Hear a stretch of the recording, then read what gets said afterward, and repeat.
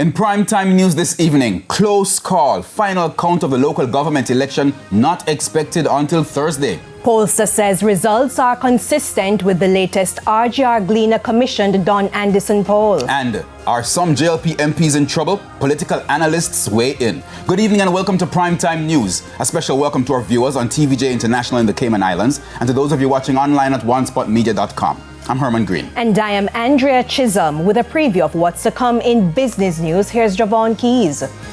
Well, Andrea, last year the Bank of Jamaica introduced the new polymer notes and they set out a timeline for when the old notes would be demonetized. Now, they say they're sticking to that. I'll give you the details about what they have to have in place first a little later on. Okay, and Spencer Darlington is also here. He has a preview of what's to come in sports. Spencer?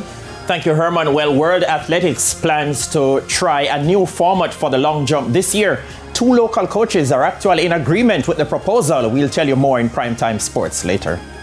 Thank you, Spencer. And it was a little warmer today based on what I could feel. Romain, what's happening with the weather? Warmer conditions are being expected across most of the area this week. We also have drier weather this week than last week. Just a few showers are expected across northern parishes by the middle of this week. That's going into Thursday.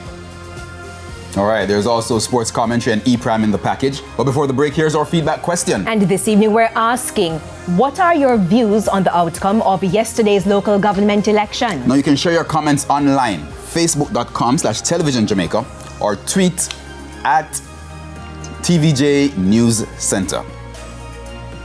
Stay with us. Primetime News returns right after this break.